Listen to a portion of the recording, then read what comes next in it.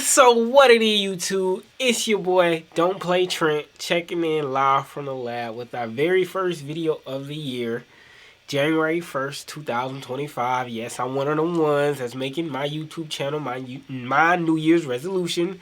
Forgive me, but I decided this year that I no longer want to live another year without walking in my purpose.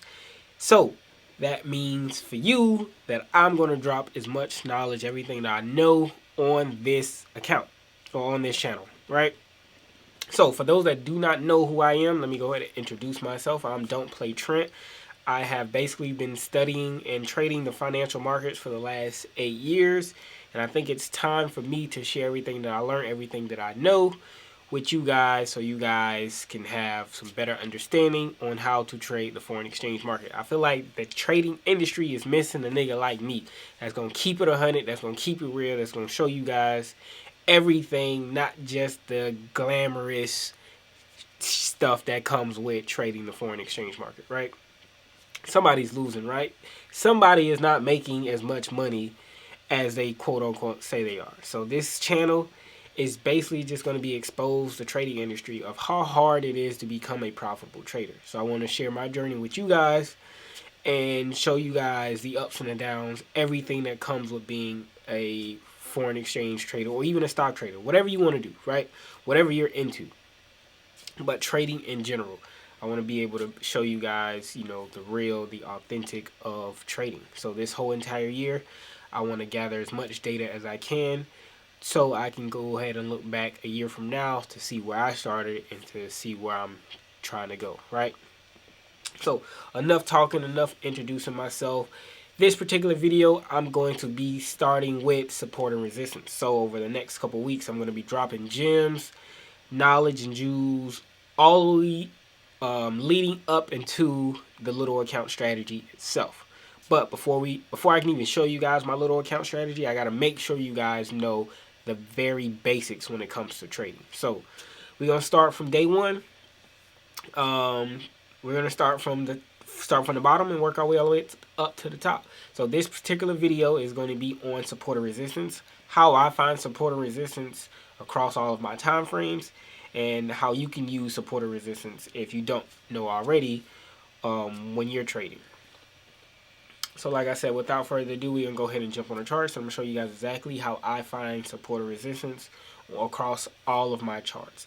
And you can use this same strategy or way to trade crypto, to trade stocks, to trade indices, to trade whatever you trade, right? You have to understand where the institutions are trading at, right? So how do we do that? Let me show you guys here on the charts. So I'm going to be using UJ as my test dummy today. And as you can see, if you have not noticed, we're starting on the weekly chart. Up here you can see the W that basically just lets us know what time frame we're on. You can start from the monthly as well. I usually like to start from the weekly. However, you also want to pay attention to the monthly just in case you don't miss anything. So from time and time again, I will jump to the monthly, but traditionally I usually start on the weekly. So this particular video, I'm going to be starting on the weekly. And the first thing I want to do is find my weekly support level and my weekly resistance level. So basically I'm looking for where did the move initiate from. So let's take this level here. This is going to be our first level, and this is going to be my resistance zone. And this is just because this area here was the start of this move, right? This area was the start of this move. So I'm always going to start where the move started from. So let's go ahead and plot this area. And we're going to get on the opened of the first sell candle. And this just lets me know that this is where the institutions or the banks got in at. And I'm always going to make sure that it's at a quarter point. So it's either going to be at the 25, the 50, the 75, or a whole number. I like to stick with them whole numbers, but if we're not near a whole number, then I'm going to go for the smaller quarter points, like the 25, the 50, and the 75.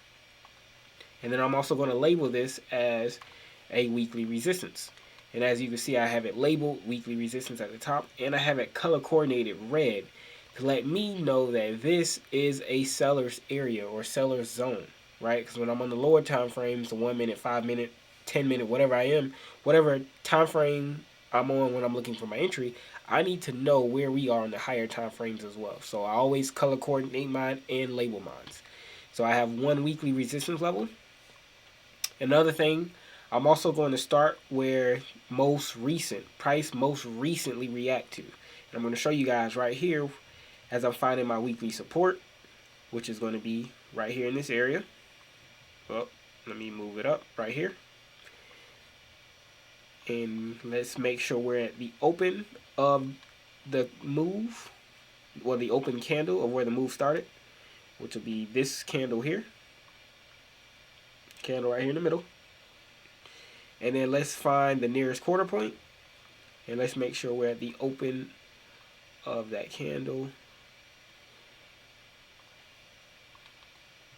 And looks like 149.700. And looks like we are just a hair above where the candle opened at. But as long as we're somewhat near where the candle opened at and on a quarter point, we should be good. So 149.700. And you're probably wondering, why did I pick this level? Why did I pick this level instead of this level? And like I said before, it's just because this is more recent. This here is more recent than this, right? This happened back in September. This happened in December. Obviously, price would have to break this level first to get to this level, right?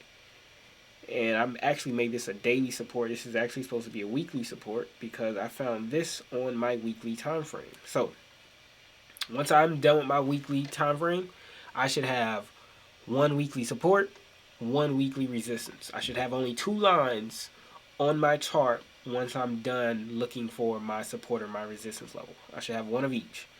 So let's drop down to the daily. We're going to do the same exact thing. We're going to find out where the sellers came in, the most recent price where sellers came in. And we have a little bit of hesitation in this area here, right? But also, if we go back in the past, we got to look left. And there was a lot of indecision or confusion happening along this area. So way back here, we have price broke out, sellers took over and then pushed price down. Also, we have a few wicks in this area, and then price finally closed over this level and then pushed up. Same thing when it comes here. We have a few wicks. Once we got into this area, it looks like price was making some indecision, and then price went ahead and dropped down from this level. So this whole entire area is something that I need to be aware of. Let's make sure we're at the nearest quarter point as well. We can either get on the open of the sell candles, or we can get at the nearest quarter point. So in this instance, it's going to be 157.900. We may be a hair or two off from the actual open of the candle, but as long as we're in the vicinity, we should be good. Sometimes I'm very OCD and I like to be on the open of the candle, so every now and again, I won't be sitting at a quarter point. Sometimes I will leave it at like 157.910, because that looks like that's where the open of the first sell candle happens at in this area. So if I zoom all the way in, as you can see, I'm right here on the open. Let me change it back to 900 so you guys can see. And you can see it, I'm kind of in the middle, a few pips away. So like I said, every now and again, as long as I prefer the quarter point, but every now and again I'll have it exactly at the open of a candle. So it'd be a couple pips away from the actual quarter point itself. So let's delete this, make sure our charts stay clean. And we're going to look for the same. We found us a daily resistance. Let's look for the most recent daily support. And I'm sure you guys have already seen it. But right here is going to be the most recent area of where price pushed up from, right? This area is where price pushed up from last after it came back and retested, pushed up again. So I need to be aware of this area. And I'm going to get right here at the open of this green candle.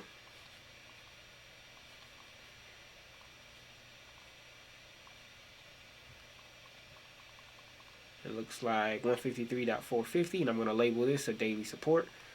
Mind you, you can see that all of my lines are color coordinated, letting me know that green is buy, sell is red, and all of my time frames are labeled of exactly where did I find this level. So once I drop down from my weekly, I drop down to the daily. Once I'm done with my daily, I should have a total of 4 lines. And I'm going to do the same exact thing on the 4 hour. So on the 4 hour chart, I'm going to look for any hesitation or slowdown areas. Like this area here. Find some minor support in this area. So let's grab a line. We can either put it at the open of this candle, because this is the most recent move, or we could put the open at this candle, because price still came down and respected this level with this candle here. So price came down, respected this level, and then pushed back up. So I'm going to just leave it there, and I'm going to make sure it's at a quarter point at 156.075, and then I'm going to label this a 4 hour zone, basically letting me know that this is a slowdown area. When I get to my lower time frames, my entry time frames, and if price is around this area, this is letting me know that this is an indecision slowdown area, right? And let's see if we can find another one. Let's find some more indecision. And you can always go back to the past to just confirm, like this level here. If we go back here, there was also a little hesitation in this area as far as a reversal, and if we go back even further in the past, there's probably, you know, some more confluence back there. But let's go back down to this level here, and this looks like also a level or slowdown area. And let's look for the nearest quarter point. Let's try to get right in the middle. Looks like 151.600 may be a good area. 151.600. And we're going to also label this as a 4 hour zone. So 4 hour zone, and you can have as many 4 hour zone as you want on your charts, as long as it's at least 150 to 200 pips away from the next zone, because we're looking for the day trade move, where we're trying to catch anywhere from 100 up to 250 pip move in a sense. So our zones need to be about 186. So this is good. This is about 260. In an instance like this will still be good as well, because there's price pretty much just shot up here. There's really no other areas that we could choose that price actually reacted from or hesitated in. So in an instance like this, even though this is a little bit further, this is actually a good zone, because there's nothing else in the past that price has to go find support except down here at this daily support level. So anywhere, doesn't have to be perfect. You know, the chart is art. So basically meaning doesn't have to be perfect. It's not science. Whatever fits the eye to you, then, you know, run with that. But in an instance like this, my 4 hour zones look pretty good. And the 4 hours is actually the last time frame that I'm finding all of my major support and resistance levels. So I find my major, I'm looking for my major support and resistance level on my weekly chart, my daily chart, and my 4 hour chart. Anything under the 4 hour chart is all minor support and resistance level, which is something still to be aware of. But you want to, the higher the time frame, the stronger the analysis. So you want to work your way down to the lower time frames, right? So let's just go on the 1 hour chart. So from the 1 hour, I'm just going to be looking for slowdown areas as well. And I'm going to label these in an instant like this. So if you look here in this area, there's a lot of indecision going on in this area before price makes its next move. So I would label this area as what I call a random line. If we go back in the past, so if we go back in the past, there was a gap here in this area, and there was also some support and resistance here, here. So all of this lets me know that this area was semi-important. So we need to also have this bitch labeled as well. So, and we also want to make sure that this is at the nearest quarter point at 154.650. And it should line up with the open of this candle. And if it's not perfect, it should be somewhere, it should be right in the vicinity, a couple pips away, right? And then we're going to label this as random lines. That way when we're on the lower time frames, we know how powerful each line is. So we're coming from a random line, we know that this is a minor support level, or 4-hour zone, we know that this is a slowdown area. And then we get to our daily and our weekly, we kind of know where price wants to go. We're kind of looking for where price wants to go next as far as our next major move, because we understand that price is trading from level to level.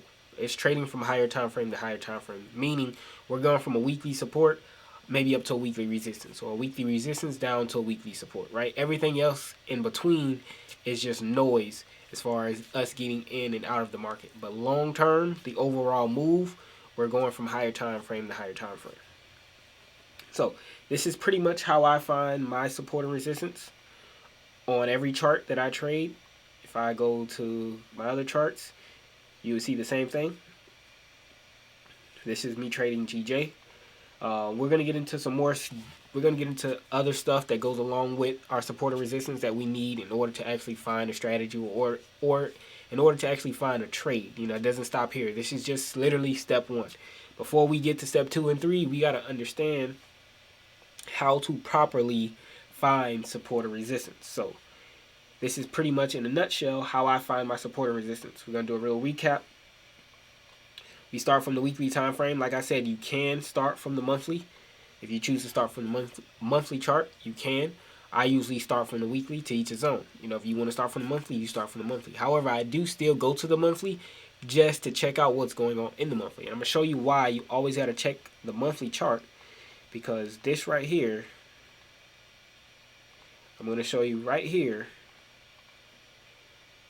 why we always have to check the higher time frames, because the higher time frames is going to be telling us a bigger story. So we can see here that price makes a lower low in this area. So price makes a low and pretty much breaks market structure here in this area to then go back up. So if somebody looking at this from a blind eye saying that, okay, we just broke this recent low, we could possibly be heading down, right? This could now be support turn resistance, being that we just broke this most recent support back in the beginning of the year. But to delete that, if we go in the higher time frames, we go in the monthly chart, we can see that this was nothing but just a wick on the monthly chart, and we actually made a higher low on the monthly chart to continue the uptrend that we're actually in. So this is why you always got to go up and check the monthly chart. Even though I don't necessarily find my levels, every now and again I do, depending on where the monthly chart is sitting at. I'll go ahead and plot my monthly levels. But just to keep it clean, just keep my charts clean, to not have too many lines, I usually start from the weekly, daily, the 4-hour. So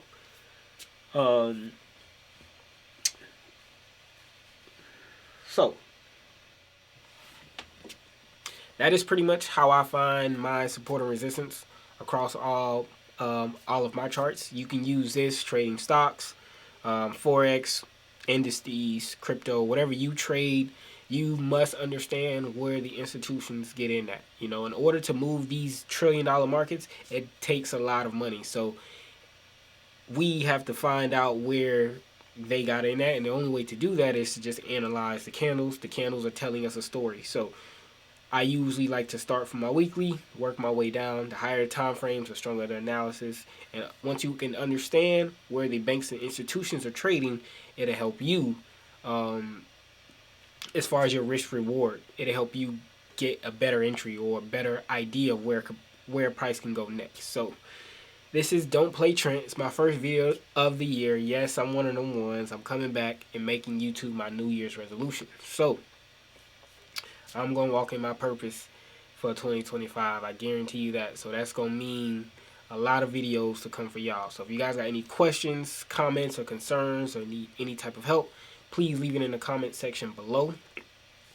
If you guys want me to go over any topics, anything that you're struggling with, please leave it in the comment section below, and I'll go ahead and take a look at it and hopefully drop that video for you guys. So without further ado, I'm not going to waste no more of you guys' time. Thank you guys for watching. Please do not hesitate to hit that subscribe button and to hit that bell notification to know the next time the little account is dropping a video. So without further ado, it's your boy, Don't Play Trent. I am checking out, and I will see you guys on the next video.